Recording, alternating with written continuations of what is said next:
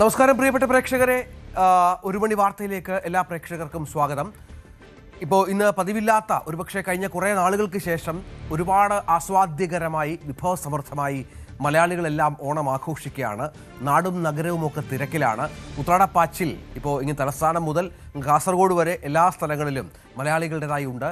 അത് വലിയ തിരക്ക് എല്ലാ വിപണികളിലും കാണിക്കുന്നുണ്ട്. രാവിലെ മുതൽ നമ്മുടെ പ്രതിനിധികൾ ആ വിവരങ്ങൾ റിപ്പോർട്ട് ചെയ്യുന്നുണ്ട്.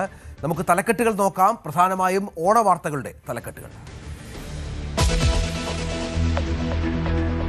സദ്യവട്ടം ഉറപ്പാക്കി ഓണക്കോടിയും വാങ്ങി ലോകമെങ്ങും ഉത്രാടപ്പാച്ചിലിൽ മലയാളി. മാർക്കറ്റുകളിലും വസ്ത്രശാലകളിലും വലിയ തിരക്ക്. നാളെ തിരുവോണം. മാവേലിയെ വരവേൽക്കാൻ മലയാളി ലോകം.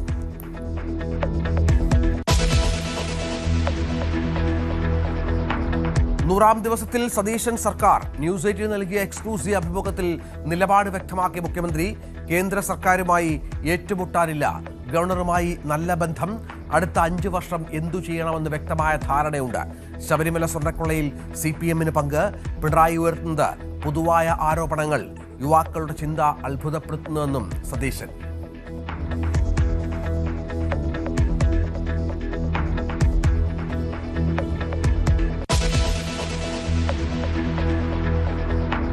മകൻ രോഹിതും രാഷ്ട്രീയത്തിലേക്കോ തള്ളാതെ രമേശ് ചെന്നിത്തല. മനസ്സൂർന്നത് ന്യൂസ് 18 നൽകിയ അഭിമുഖത്തിൽ ചെന്നിത്തല മുഖ്യമന്ത്രിയാകണമെന്ന് ആഗ്രഹിക്കുന്നവരോട് വരട്ടെ, സമയമുണ്ടല്ലോ എന്ന് മറുപടി. അഭിമുഖം ഇന്ന് രാത്രി 7 മണിക്ക്.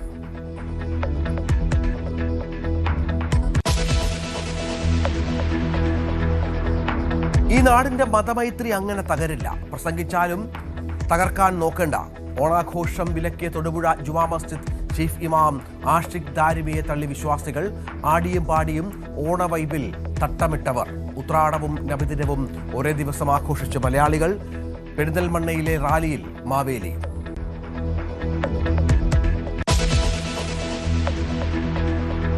പ്രിയദർശിനി ബസ്സുകൾക്ക് നേരെ കല്ലേറ്. ചില്ലുകൾ തകർന്നു. കല്ലെറിഞ്ഞത് തിരുവനന്തപുരം കല്ലറ പരപ്പിൽ റൂട്ടിലെ ബസ്സിന് നേരെ. തിരുവനന്തപുരം മെഡിക്കൽ കോളേജിൽ ബസ്സിനും കല്ലെറിഞ്ഞു. പോലീസ് അന്വേഷണം ആരംഭിച്ചു.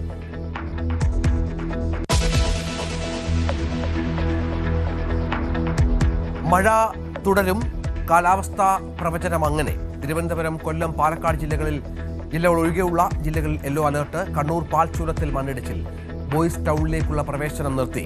എളയാവൂരിൽ ദേശീയപാതയുടെ സംരക്ഷണ ഭിത്തി ഇടിഞ്ഞു.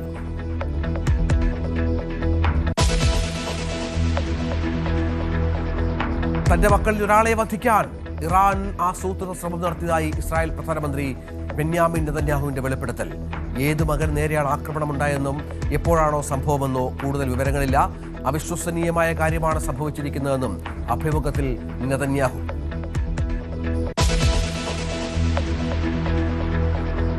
ഇറാനെ കൊലയാളി ഭരണകൂടമെന്ന് കുറ്റപ്പെടുത്തിയ അമേരിക്ക കൊലയാളി ഭരണകൂടവുമായുള്ള സാമ്പത്തിക ഇടപാടുകൾക്ക് കടുത്ത ശിക്ഷ നൽകുമെന്നും US treasury secretary Scott Bessent. പ്രതിരോധിക്കാൻ സഹായിക്കുന്ന രാജ്യങ്ങൾ ഇറാന്റെ ഒറ്റപ്പെടലിൽ പങ്കുചേരേണ്ടി വരുമെന്നും ബെസന്റ്.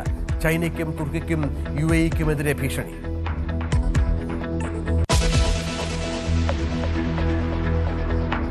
വാർത്തകളുടെ വിശദാംശങ്ങളിലേക്ക്. ഉത്രാടപ്പാച്ചിലിന്റെ ദിവസമാണ് ഇന്ന്. മലയാളികളെല്ലാം ഉത്രാടപ്പാച്ചിൽ.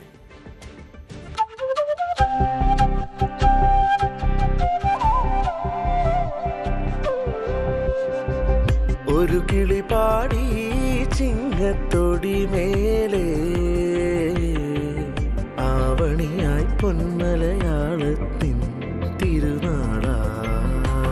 കതിർ ചൂടി വയലാകെ പൂമൂടിച്ചെരിവാകെ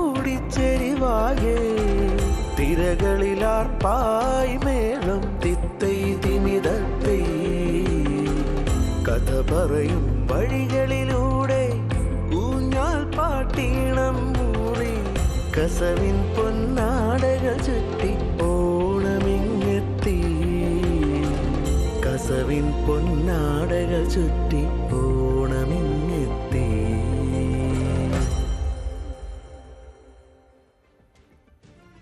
നാളെ തിരുവോണം ഗംഭീരമാക്കാനുള്ള ഉത്രാടപ്പാച്ചിലാണ് എല്ലാവരും. നാടെങ്ങും വിപണികൾ സജീവമാണ്.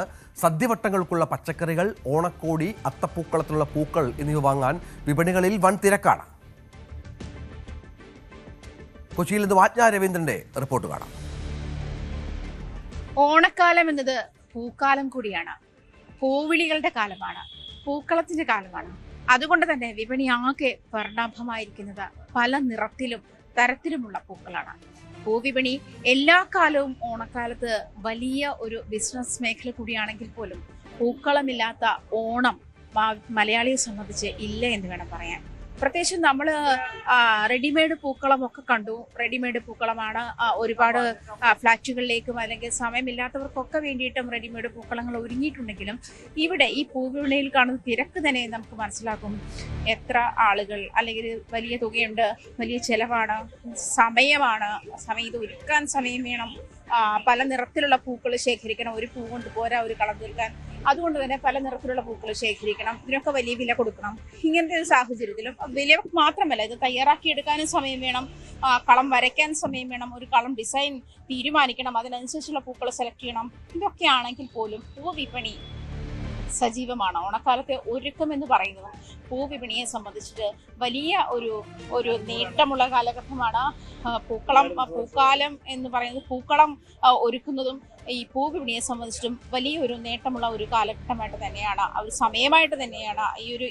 പക്ഷേ ഈ ഒരു സമയത്ത് വേണ്ടി മാത്രം ബിസിനസ് തുടങ്ങുന്ന ആൾക്കാരുണ്ടാകാം, പൂക്കൾ ചെയ്യുന്ന ആൾക്കാരുണ്ടാകാം, ഓണക്കാലത്തേക്ക് വേണ്ടി മാത്രം പൂ കൃഷി ചെയ്യുന്ന ആളുകളുണ്ടാകാം. എന്തായാലും പൂവിപണിയിൽ തകൃതിയായിട്ട് തന്നെ കച്ചവടം നടക്കുന്നുണ്ട് എന്ന് വേണം പറയാൻ. കച്ചവടമായി വരുന്നു. ഈ മഴക്കാലം ചെറിയ ഡിമുണ്ട്. റെഡിമെയ്ഡ് പൂക്കളൊക്കെ ഒരുപാട് വന്നിട്ടുണ്ട്. എന്തായാലും അതിന് ഇടിവൊന്നുമില്ല അല്ലേ? അതൊന്നുമില്ല. നമ്മളിത് ഓണം എന്ന് പറഞ്ഞ ഒരു ആഘോഷമാണ്. ആഘോഷത്തിന് പൂവെണ്ണ വീട്ടില് റെഡിമെയ്ഡ് പൂ വീട്ടിട്ട് കാര്യമില്ലല്ലോ. പൂവെണ്ണ വേണ്ട. വിലയൊക്കെ എങ്ങനെയുണ്ട്? വില കുറവുണ്ട്. ഇപ്പൊ വളരെ കമ്മിയായി. ഇപ്പൊ 800-700 വിറ്റാർന്ന് ഇപ്പൊ 400 രൂപ, 500 രൂപ, 200 രൂപ വില കുറവ് കിലോ. മുല്ലപ്പൂവിനാണ് വില. മുല്ലപ്പൂവിന് ഒരു മുളത്തിനൊക്കെ ഒരു കൊടുക്കുന്നത് 60, 70, 100 വരെ എത്തും. 100 വരെ സാധനം കിട്ടാനില്ല. 1500 രൂപ അവിടെ വില ഒരു കിലോത്തിന്. സാധനം കിട്ടാനില്ല. പൂവിപണി സജീവമാണ്. പൂക്കളങ്ങൾ ഒരുക്കാൻ ആളുകള് ഇപ്പോ അദ്ദേഹം പറഞ്ഞ പോലെ റെഡിമെയ്ഡ് പൂക്കളമാണ് അവൈലബിൾ ആണ്. എന്നിട്ട് പോലും ആളുകൾ സമയം ചെലവഴിച്ചും പണം ചെലവഴിച്ചും ഇതിന് വേണ്ടിയിട്ട് മെനക്കെടുന്നുണ്ട്. അതുകൊണ്ട് തന്നെ പൂവിപണി ഒരു വലിയ അട്രാക്ഷൻ തന്നെയാണ് ഓണക്കാലത്തെ സംബന്ധിച്ചിട്ട്. കൊച്ചിയിലെ ഓണാഘോഷമാണ് ആജ്ഞ റിപ്പോർട്ട് ചെയ്തത്. പാരമ്പര്യ തനിമയുമായി ഉത്രാടക്കിഴി സമർപ്പണം നടന്നു. കോട്ടയം വയസ്കര കോവിലകത്ത് സൗമ്യാവതി തമ്പുരാട്ടിക്ക് സ്പീക്കർ തിരുവഞ്ചൂർ രാധാകൃഷ്ണൻ കിഴി കൈമാറി. രാജഭരണം മാറി ജനാധിപത്യം വന്നതോടെ രാജകുടുംബങ്ങൾക്ക് കാലങ്ങളായി കിഴി സമർപ്പണം നടത്തിയിരുന്നു. രാജകുടുംബങ്ങൾക്ക് ഓണം ആഘോഷിക്കുന്നതാണ് പ്രതീകാത്മകമായി കിഴി സമർപ്പിക്കുന്നത്. നമുക്ക് കാസർഗോട്ടേക്ക് ഒന്ന് പോകണം. അവിടെ ഭീമൻ പൂക്കളം ഒരുക്കിയിരിക്കുകയാണ് അവിടുത്തെ വ്യാപാരി വ്യവസായി ഏകോപന സമിതി. DTPC, കാസർഗോഡ് നഗരസഭ എന്നിവയുടെ സഹകരണത്തോടെ ഒരാഴ്ച നീണ്ടു നിൽക്കുന്ന വിവിധ പരിപാടികളും ഒരുക്കിയിട്ടുണ്ട്. പൊതുവിടത്ത് ഒരുക്കിയ പൂക്കളം കാണാൻ നിരവധി പേരാണ് എത്തുന്നത്. കാസർഗോഡ് ജില്ലയിലെ വ്യാപാരി വ്യവസായി ഏകോപന സമിതിയുടെ പൂക്കളത്തിനടുത്താണ് നമ്മളുള്ളത്. ഏതായാലും നമ്മോടൊപ്പം അവർ തന്നെ ചേരുന്നുണ്ട്.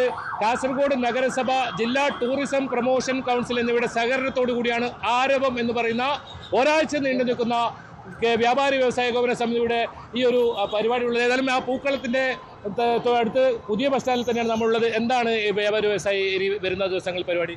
ഇന്ന് ഇവിടെ കാസർഗോഡ് ജില്ലയിലെ തന്നെ ചരിത്രത്തിൽ ഏറ്റവും വലിയ പൂക്കളമാണ് കാസർഗോഡ് മർച്ചന്റ് അസോസിയേഷൻ ഒരുക്കിയിട്ടുള്ളത്. തീർച്ചയായിട്ടും കലക്ടറും MLA അടക്കമുള്ള ആളുകളൊക്കെ ഇതിൻ്റെ ഉദ്ഘാടനത്തിൽ വലിയ ജനപങ്കാളിത്തത്തോടു കൂടി ഇതിൻ്റെ ഉദ്ഘാടനം നടന്നു. കാസർഗോഡ് ജനങ്ങൾക്ക് ആഘോഷിക്കാൻ വേണ്ടി ഓണാഘോഷം കളറാക്കാൻ വേണ്ടിയിട്ടുള്ള വലിയ ഒരു ആഘോഷമാണ് കാസർഗോഡ് മർച്ചന്റ് അസോസിയേഷൻ ഒരുക്കിയിട്ടുള്ളത്. അഹമ്മദ് ഷെരീഫ് കൂടി നമ്മോട് ചേരുന്നു. ഇത് പൊതുജനങ്ങൾക്കായി ഒരു പൂക്കളം ഉണ്ടാക്കി. എന്തൊക്കെയാണ് ഇനി വ്യാപാരി വ്യവസായയുടെ പരിപാടി? വ്യാപാരി വ്യവസായി ഏകോപന സമിതി ഇന്ന് നമ്മുടെ ഈ ഓണം ആഘോഷിക്കുന്നതിന് വേണ്ടി വലിയൊരു ടാസ്ക് എടുത്തുകൊണ്ടാണ് ഇത്തരമൊരു പൂക്കളം ഇവിടെ ഉണ്ടാക്കിയിട്ടുള്ളത്. അത് ഇന്ന് മുതൽ 29 വരെ വൈവിധ്യമാർന്ന നിരവധി പരിപാടികൾ സംഘടിപ്പിക്കുന്നുണ്ട്. അപ്പോൾ എല്ലാവരും ഒരുമിച്ച് നിർത്തിയുണ്ട്. ജാതി, മതം, രാഷ്ട്രീയം എല്ലാവരെയും ഒരുമിച്ച് സമത്വത്തിൻ്റെ ഭാഗം മഹാബലി തന്നെ പറഞ്ഞത്, എല്ലാവരും ഒരുമിച്ച് സമത്വത്തിൻ്റെ സന്ദേശം നൽകുന്ന ആ വലിയൊരു ഐക്യം നിലനിർത്തുന്നതിന് വേണ്ടിയാണ് ഇത്രയും വലിയൊരു ടാസ്ക് എടുത്ത് കാസർഗോഡ് മർച്ചൻ്റ് അസോസിയേഷൻ ഇത്തരം ഒരു പരിപാടി സംഘടിപ്പിച്ച് കേരളത്തിൽ തന്നെ ഇത്തരം ഒരു പരിപാടി ഇവിടെ ഉണ്ടാവുമെന്ന് ഞങ്ങൾ പ്രതീക്ഷിക്കുന്നില്ല. കാരണം വ്യാപാരി വ്യവസായി ഏകോപന സമിതിയെ സംബന്ധിച്ചിടത്തോളം വ്യാപാരികൾ കച്ചവട മേഖലയാണ്. പക്ഷേ അതിൽ നിന്ന് വിട്ടൊഴിഞ്ഞ് ജനങ്ങളോടൊപ്പം ഓണം ആഘോഷിക്കാൻ ഇത്തവണ കേരളത്തിൽ തന്നെ അറിയപ്പെടുന്ന ഒരു യൂണിറ്റായി കാസർഗോഡ് മർച്ചൻ്റ് അസോസിയേഷൻ മാറുന്നുണ്ട്. വ്യാപാരി വ്യവസായ ഏകോപന സമിതി സംസ്ഥാനത്ത് തന്നെ ശ്രദ്ധേയമായ പരിപാടിയാണ് കാസർഗോഡ് ഒരുക്കിയിട്ടുള്ളത്. ഇനി വരും ദിവസങ്ങളിലും ഓണം മൂഡിൽ തന്നെയാണ് വ്യാപാരി വ്യവസായ ഏകോപന സമിതി വ്യത്യസ്തമാർന്ന പരിപാടികളും ഒരുക്കിയിട്ടുണ്ട്. എന്നാലും വലിയ തോതിലുള്ള ഓണാഘോഷ ലഹരിയിലാണ് നാടും നഗരവും. KB Baiju, news 18, Kasaragod. നമുക്കിനി തൃക്കാക്കരയിലേക്കൊന്ന് പോകാം. അവിടെ കേരളത്തിലെ ഏക വാമനമൂർത്തി ക്ഷേത്രമായ തൃക്കാക്കര മഹാക്ഷേത്രം തിരുവോണ മഹോത്സവത്തിന്റെ ആഘോഷത്തിലാണ്. ഉത്രാടം ദിവസമായി ഇന്ന് പ്രത്യേക പൂജകളും ചടങ്ങുകളും നടന്നു. പകൽപൂരമാണ് ഉത്രാടത്തിന്റെ സവിശേഷത. തിരുവോണ ദിവസമായ നാളെ രാവിലെ മഹാബലിയെ എതിരേൽക്കുന്ന ചടങ്ങോടെ ആഘോഷങ്ങൾക്ക് തുടക്കമാകും. തൃക്കാക്കര എന്നറിയപ്പെടുന്നതിന് തിരുവോണത്തിന്റെ നാളെ എന്ന രീതിയിലാണ് പൊതുവിൽ അറിയപ്പെടുന്നത്. ഏക വാമനമൂർത്തി ക്ഷേത്രമാണ് തൃക്കാക്കര മഹാക്ഷേത്രം എന്ന് പറയുന്നത്. അതുകൊണ്ട് ഈ തിരുവോണത്തിന്റെ നാളുകളിലെ ഈ ഒരു ഉത്സവാന്തരീക്ഷം തന്നെയാണ് ഇവിടുത്തെ ഏറ്റവും വലിയ ഒരു സജീവത എന്ന് പറയുന്നത്. ഇന്ന് ഉത്രാടമാണ്. ഉത്രാടത്തിന് വലിയ തിരക്കാണ് ഇന്നും അനുഭവപ്പെട്ടത്. ദിവസത്തിൻ്റെ ഒരു സവിശേഷത എന്ന് പറയുന്നത് രാവിലെ നടക്കുന്ന ചടങ്ങുകളും പിന്നീടുള്ള പകൽപ്പൂരവും എല്ലാം തന്നെയാണ്. അതോടൊപ്പം തന്നെ ഇന്നും നാളെയുമായിട്ട് തിരുവോണത്തിൻ്റെതായ വളരെ സമൃദ്ധമായ വിശിഷ്ടമായ സദ്യവട്ടങ്ങളെല്ലാം തന്നെ ഉണ്ടാകും. നിരവധി പേരാണ് ഈ ദിവസത്തിൻ്റെ ഒരു ആഘോഷങ്ങളിലേക്ക് പങ്കെടുക്കാനായിട്ട് തൃക്കാക്കരയിലേക്ക് അടക്കം എത്തിച്ചേരുകയും ചെയ്യുന്നത്. നാളെ തിരുവോണ ദിവസമായ നാളെ അത് മഹാബലിയെ എതിരേൽക്കുന്ന ചടങ്ങോടുകൂടിയാണ് ഈ ഒരു ആഘോഷങ്ങൾക്ക്, തിരുവോണത്തിൻ്റെ ആഘോഷങ്ങൾക്കെല്ലാം തന്നെ തുടക്കമാകുന്നത്. ഈ ദിവസത്തിൻ്റെ ഏറ്റവും വലിയ പ്രത്യേകത, നാളെയുടെ ഏറ്റവും വലിയൊരു പ്രത്യേകത എന്ന് പറയുന്നത് ഇവിടേക്ക് വന്നെത്തുന്ന ആയിരക്കണക്കിനായ ജനങ്ങൾക്ക് വളരെ വിശിഷ്ടമായ തിരുവോണ സദ്യ കഴിക്കുക, അവർക്ക് അത്തരം കാര്യങ്ങൾ പങ്കെടുക്കുക എന്നതാണ്. നാനാജാതി മതസ്ഥരായ നിരവധിയായ ആളുകൾ ഈ തിരുവോണ സദ്യയിലും മറ്റും പങ്കെടുക്കുന്നതിനും ഒത്തുചേരുന്നതിനുമായിട്ട് ഈ ദിവസങ്ങളിൽ നാളെ ഇവിടേക്ക് എത്തിച്ചേരുന്നു എന്നതാണ് തൃക്കാക്കരയുടെ ഒരു സജീവതയും തൃക്കാക്കരയുടെ ഒരു വലിയ ആഘോഷവും എന്നെല്ലാം തന്നെ പറയുന്നത് ആ ഒരു മുഹൂർത്തങ്ങൾ തന്നെയാണ്. കാരണം അന്ന് ഈ നാളെ, അതായത് തിരുവോണ ദിവസം ഇവിടേക്ക് എത്തിച്ചേരുന്ന അവരെല്ലാം തന്നെ നാളത്തെ തിരുവോണ സദ്യ എന്ന് പറയുന്നത് ഇവിടെയാണ്. പിന്നീട് വൈകിട്ടാണ് അവരുടെ വീടുകളിലെ ഒരു ആഘോഷം എന്നതെല്ലാം തന്നെ പറയുന്നത്. അതുകൊണ്ട് ഈ ദിവസങ്ങളിൽ വളരെ സജീവമാകുന്ന ഒരിടമാണ് തൃക്കാക്കര. അത്തത്തിന് കൊണ്ടുവരുന്ന, തൃപ്പൂണിത്തുറയിൽ നിന്ന് കൊണ്ടുവരുന്ന അത്തം ആഘോഷങ്ങൾക്ക് ശേഷം ഇവിടെ എത്തുന്ന അത്തം പതാക ഉയർത്തുന്നതോടെ ഉത്സവങ്ങൾക്ക് തുടക്കമാകുകയും തിരുവോണ ദിവസത്തിൻ്റെ ആ ഒരു ആഘോഷങ്ങളോടുകൂടി അത് അവസാനിക്കുകയും എല്ലാം തന്നെ ചെയ്യും. എന്തായാലും എല്ലാ ആഘോഷങ്ങൾക്കും പൂർണ്ണതയോടുകൂടി തന്നെ അതിൻ്റെ തയ്യാറെടുപ്പോടുകൂടി തൃക്കാക്കര ഒരുങ്ങിയിരിക്കുന്നു എന്നതാണ്. തൃക്കാക്കര മഹാക്ഷേത്രത്തിൽ നിന്ന് ക്യാമറമാൻ മനോജിനൊപ്പം ഡാനി പോൾ, ന്യൂസ് 18, കൊച്ചി.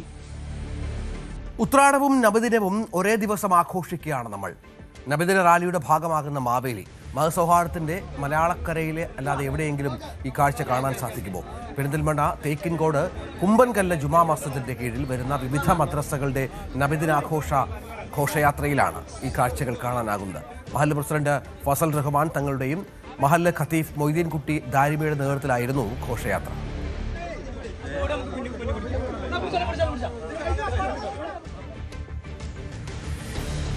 മുസ്ലിങ്ങൾ ഓണം ആഘോഷിക്കരുതെന്നും ആഘോഷ പരിപാടികളിൽ പങ്കെടുക്കരുതെന്നുമുള്ള തൊടുപുഴ ജുമാ മസ്ജിദ് ചീഫ് ഇമാം ആഷിഖ് ദാരിമിയുടെ ആഹ്വാനം തള്ളി വിശ്വാസികൾ.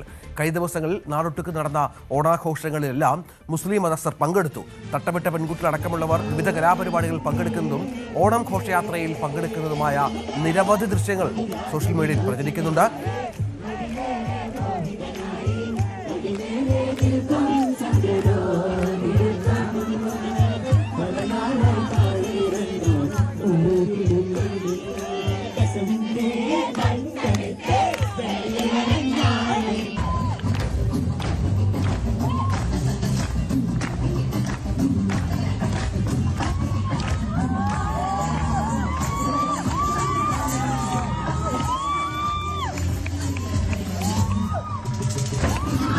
ന്യൂസ് സംഘം ചിത്രീകരിച്ച ഓണാഘോഷ പരിപാടികളിലും മുസ്ലിം വിദ്യാർത്ഥികളുടെ സജീവ സാന്നിധ്യം ക്യാമറയിൽ പതിഞ്ഞിരുന്നു.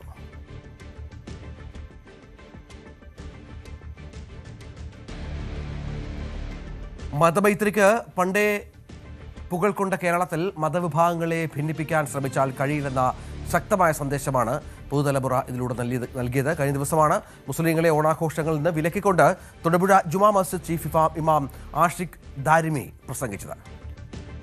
എം.എസ്. സനീഷ് കുമാറിന്റെ റിപ്പോർട്ട്.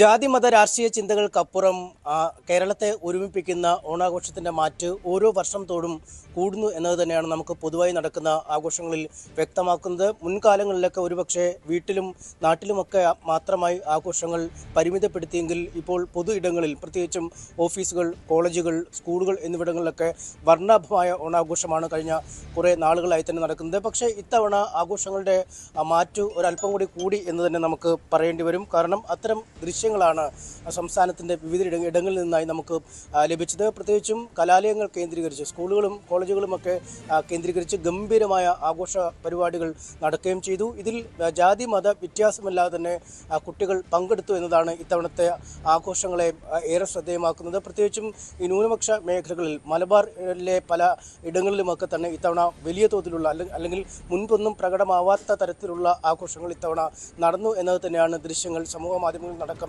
നമുക്ക് വ്യക്തമാവാൻ കഴിയുന്നത്. ഇത് തന്നെ പലയിടങ്ങളിലും ചൂണ്ടിക്കാണിക്കപ്പെടുന്നുണ്ട്. പ്രത്യേകിച്ചും ഈ ന്യൂനപക്ഷ ഭൂരിപക്ഷമുള്ള കലാലയങ്ങളിൽ, കോളേജുകളിലും മറ്റുമൊക്കെ, അല്ലെങ്കിൽ വനിതാ കോളേജുകളിലും മറ്റുമൊക്കെ ഇത്തവണ ആഘോഷം കെങ്കേയമായി തന്നെ നടക്കുന്നത് കണ്ടു. ഒപ്പം ഈ തട്ടമിട്ട മുസ്ലിം പെൺകുട്ടികളൊക്കെ നൃത്തം ചവിട്ടുന്നതും മറ്റ് കലാപരിപാടികളിൽ പങ്കെടുക്കുന്നതും ഘോഷയാത്രകളുടെയും മറ്റും ഭാഗമാവുന്ന കാഴ്ചകളും കഴിഞ്ഞ കുറച്ച് ദിവസങ്ങളായി തന്നെ സമൂഹ മാധ്യമങ്ങളിൽ വലിയ തോതിൽ ആഘോഷിക്കപ്പെടുന്ന ഒരു സാഹചര്യമുണ്ട്. എന്തായാലും ഇതിനെതിരെ രംഗത്ത് വരുന്ന ന്യൂനപക്ഷം ആളുകളെങ്കിലും ആ സമൂഹ മാധ്യമങ്ങളിൽ കഴിഞ്ഞ ദിവസങ്ങളിൽ നമ്മൾ കാണുകയും ചെയ്തു. ഒപ്പം തൊടുപുഴ ജുമാ മസ്ജിദ് ചീഫ് ഇമാം ആഷിഖ് ദാരിമിയുടെ പ്രസംഗവും അതും വലിയ തോതിൽ തന്നെ ചർച്ചയായിരിക്കുന്നു. ഇത്തരം പ്രശ്നങ്ങൾ കൊണ്ടൊന്നും, അതായത് എല്ലാ മതങ്ങളെയും ബഹുമാനിക്കണം, പക്ഷേ അവരുടെ ആചാരങ്ങളിൽ പങ്കെടുക്കരുത്, അല്ലെങ്കിൽ മുസ്ലിം ആരാധനയോട് ചേർന്ന് നിൽക്കുന്ന ആഘോഷങ്ങളിൽ മാത്രമേ പങ്കെടുക്കാവൂ എന്നൊക്കെ അദ്ദേഹം പറഞ്ഞാലും അതിനെ പൂർണ്ണമായി തള്ളിക്കളയുന്ന രീതിയിലാണ് യുവതലമുറ എല്ലായിടത്തും തന്നെ ആഘോഷങ്ങളിൽ പങ്കെടുക്കുകയും ചെയ്ത്. എന്തായാലും ആദ്യഘട്ടങ്ങളിൽ ഓഫീസുകളിലെയും കലാലയങ്ങളിലെയും ഒക്കെ ഓണാഘോഷങ്ങളിൽ സജീവമായി പങ്കെടുത്ത ശേഷം ഇപ്പോൾ ഉത്രാടപ്പാച്ചിലിൽ നോക്കുമ്പോഴും പൊതു ഇടങ്ങളിൽ, പ്രത്യേകിച്ചും മാർക്കറ്റുകളിലും മിഠായി തെരുവ് പോലുള്ള ഇടങ്ങളിലുമൊക്കെ വലിയ തോതിൽ തന്നെ ആളുകൾ ഓണം ആഘോഷിക്കാനായി സാധന സാമഗ്രികൾ വാങ്ങാൻ എത്തുന്ന കാഴ്ചകൾ കാണാം. ഒപ്പം ഓണസദ്യയും മറ്റുമൊക്കെ വിതരണം ചെയ്യുന്ന റെസ്റ്റോറൻറ്റുകളിലും കാറ്ററിംഗ് കേന്ദ്രങ്ങളിലുമൊക്കെ വലിയ തോതിൽ ഈ മുസ്ലിം വിഭാഗത്തിൽ നിന്നുള്ള ഓർഡറുകൾ ഇത്തവണ ലഭിക്കുന്നുണ്ട് എന്ന് തന്നെ നമുക്ക് പറയാം. എന്തായാലും എല്ലാവരും ഒറ്റക്കെട്ടായി തന്നെ ഓണം ആഘോഷിക്കുന്ന മാവേലി നാടിൻ്റെ ആ ഒരു സങ്കല്പം അതേ അർത്ഥത്തിൽ നിലനിർത്തുന്ന ഒരു സാഹചര്യം തന്നെയാണ് ഇത്തവണ ഉണ്ടായിരിക്കുന്നത്.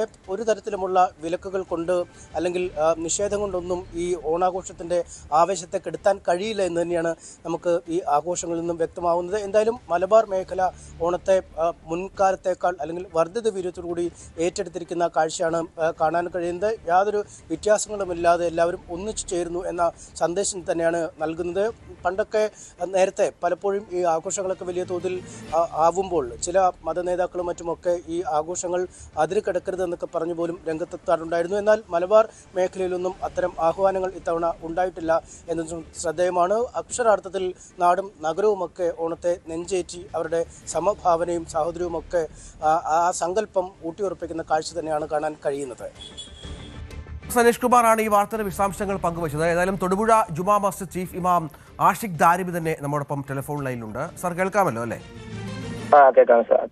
എന്താണ് ഇത്തരം ഒരു പ്രസംഗത്തിന്റെ ഒരു പശ്ചാത്തലം? ഈ നമ്മൾ ഓണം എന്ന് പറയുന്നത് മലയാളികളൊക്കെ എല്ലാവരും ഒരുമിച്ച് ആഘോഷിക്കുന്ന ഒരു ഉത്സവമാണ്. ഇതിപ്പോൾ ജാതി മത ഭേദമൊന്നുമില്ല. ഇപ്പൊ അത് മാത്രമല്ല, എല്ലാ വിഭാഗങ്ങളുടെ ആഘോഷങ്ങൾ നമുക്ക് ആഘോഷമാണ്. ഇപ്പോൾ താങ്കൾ അങ്ങനെ ഒരു പ്രസംഗം നടത്താനുള്ള സാഹചര്യം എങ്ങനെയാണ് ഉണ്ടായത്? ഇത് ഏകദേശം ഒരു 2.5 കൊല്ലം മുമ്പ് ഞാൻ പ്രസംഗിച്ചൊരു പ്രഭാഷണമാണ്. ഞാൻ പാലമല, തൊടുപുഴ പാലമല ജുമാ മസ്ജിദ് ചീഫ് ഇമാമാണ്. അപ്പൊ ഞാൻ ഏകദേശം ഒരു 2.5 കൊല്ലം മുമ്പ് പ്രസംഗിച്ചൊരു പ്രഭാഷണമാണ്. അപ്പൊ ഇതില് ഞാൻ വ്യക്തമായിട്ട് ആ പ്രസംഗത്തിൽ പറയുന്നുണ്ട്, ഞാനിത് പറയുന്നത് ഇസ്ലാം മതവിശ്വാസികളോടാണ്. ഞാൻ വേറെ ആരോടുമല്ല പറയുന്നത്, ഞാൻ ആദ്യം തന്നെ പറയുന്നുണ്ട്. പിന്നെ ഈ പ്രസംഗം പറഞ്ഞതെന്ന് പറഞ്ഞാല്, ഞാൻ ഇപ്പൊ ഈ കഴിഞ്ഞ ദിവസം വേറൊരു ചാനലിലേക്ക് ഇന്റർവ്യൂ എടുത്തപ്പോൾ ഞാൻ പറഞ്ഞു, ഞാൻ ഒരിക്കലും ഹൈന്ദവ സഹോദരങ്ങൾക്കെതിരല്ല. കാരണം അവരോട് സ്നേഹത്തിൽ പെരുമാറണം എന്ന് പറയുന്ന മതമാണ് പരിശുദ്ധമായ ഇസ്ലാം എന്ന് പറയുന്നത്. ഇപ്പൊ ഇന്ന് പ്രവാചകന്റെ ജന്മദിനം കൊണ്ട് അനുഗ്രഹീതമായ റബീഉൽ അവ്വൽ 12 ദിവസമാണ്, നബിദിനമാണ്. അപ്പൊ ഇന്നത്തെ ദിവസം തന്നെ ഞാനിത് നിങ്ങളോട് പറയാൻ കാരണം, നമ്മളോട് പരിശുദ്ധമായി ഇസ്ലാമിൽ പറഞ്ഞിട്ടുള്ളത് അയൽവാസി പട്ടിണി കിടക്കുമ്പോൾ അതിന് ഹൈന്ദവരാണെങ്കിലും ക്രൈസ്തവരാണെങ്കിലും അല്ല, ഇപ്പോൾ ഈ താങ്കൾ പറയുന്നത് ഇപ്പോഴും താങ്കൾ ഉറച്ചു നിൽക്കുന്ന വാദം ഈ മുസ്ലിം മതവിശ്വാസികൾ ഓണം ആഘോഷിക്കണ്ട എന്നുള്ളതാണോ? അല്ലെ, ഞാൻ പറയട്ടെ ഞാനതിൽ വ്യക്തമായി സംശയം കൊണ്ട് ചോദിച്ചാണ്. 2.5 വർഷം മുമ്പുള്ളതാണെന്ന് പറഞ്ഞു.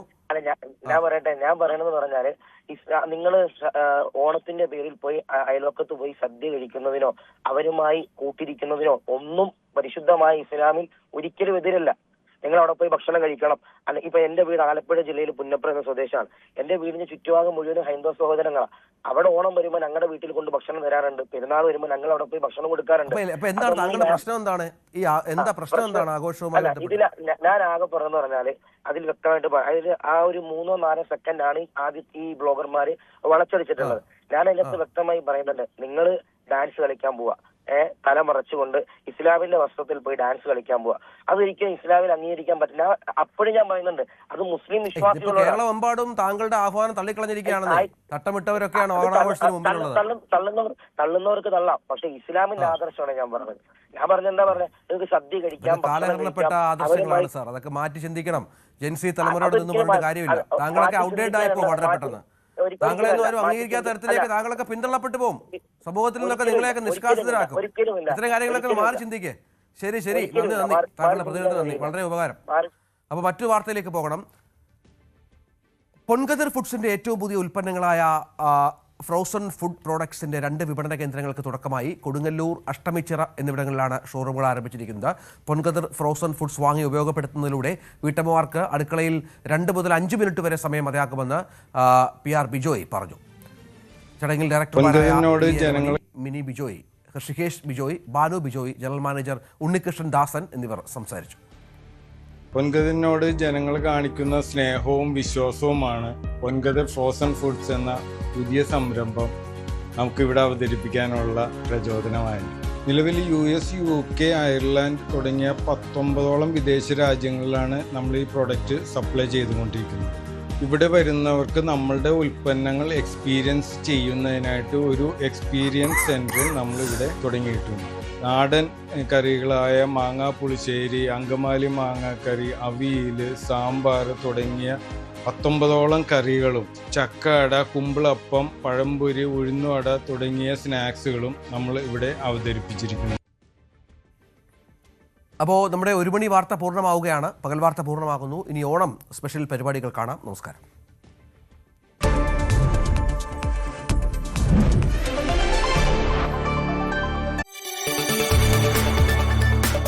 കൂടുതൽ വാർത്തകൾക്ക് News 18 Keralam YouTube channel subscribe ചെയ്യുക.